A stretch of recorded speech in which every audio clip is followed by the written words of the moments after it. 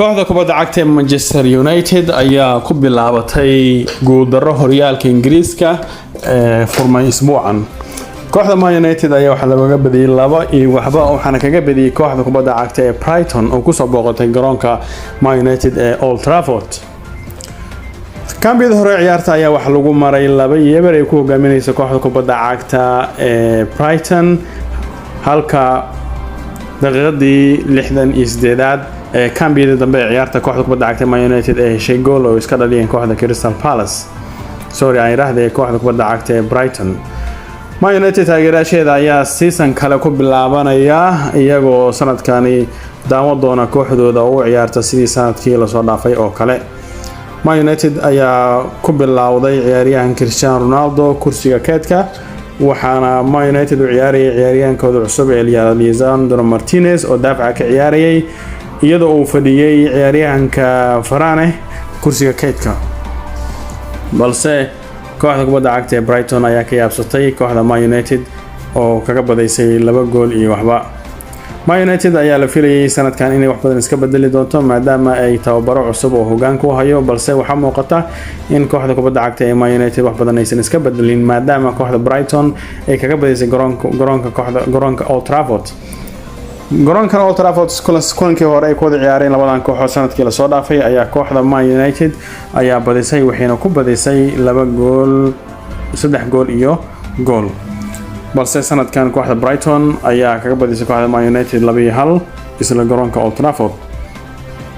taageerayaasha Man United sanadkani ma jeclaysan doonaan kooxdooda waxa ay sameynayso maadaama suuqa iibsiga aysan xoog kaga muuqanayso iibsan ciyaartoy waaweyn.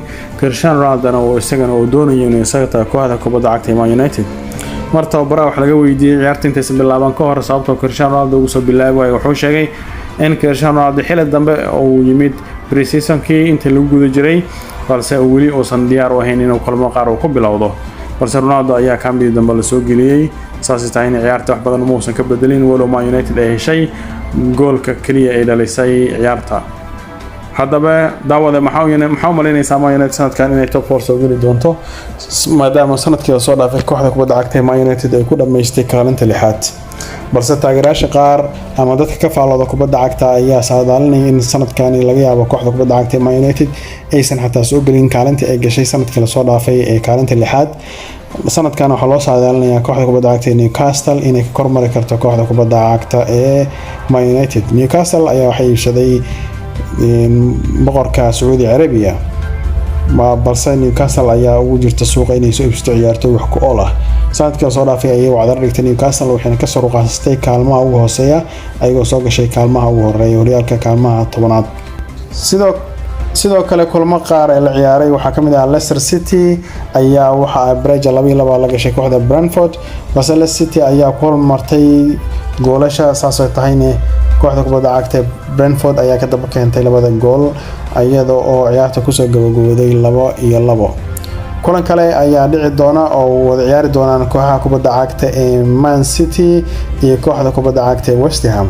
haddii aynu eegno line-up-ka labada kooxood kooxda kubadda cagta West Ham oo garoonkooda lagu ciyaarayo Fabianski ayaa goolkiiba ku jira sidoo kale Kufel, Zuma, Criswell, Johnson ayaa daafaca ka ciyaaraya. Declan Rice iyo Susek ayaa ka ciyaaray qadka dhexe sidoo kale waxaa ka ciyaaray qadka dhexe Lanzini ninka la yiraahdo ayaa number 10 ka ciyaaraya qadka dhexe. labada garab waxaa kala ciyaaraya Fornals iyo Bowen sidoo kale Antonio ayaa ka ciyaaraya xagga number 9 ama weerarka. kooxda kubadda cagta Man City ayaa waxaa goolkiiba ugu jira Anderson, Walker, Diaz, Ake iyo Cancelo ayaa daafaca ka wada ciyaaraya afarta. sidoo kale qadka dhexe waxaa ka ciyaaraya De Bruyne, Rodri iyo Gundogan, Grealish, Haaland iyo sidoo kale Foden ayaa weerarka wada ciyaaraya. Man City ayaa ku ciyaaraysa shax 4-3-3 halka kooxda kubadda cagta ee West Ham ay ku ciyaarayso shax ah 4-2-3-1.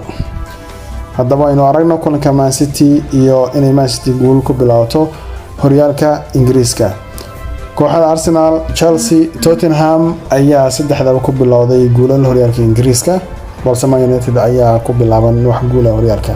waxaanu arki doonaa kulanka Man City ay ciyaari doonto maanta oo soo gali doona 6:00 natiijada ku soo gabagabowdo. waa ku mahadsantahay daawashada barnaamijka fadlan subscribe saar channelka hadaad ku tixnayn sidoo kale like saar videoga si asxaab badan u gaaro waana ku maasantahay daawashada muuqaalkan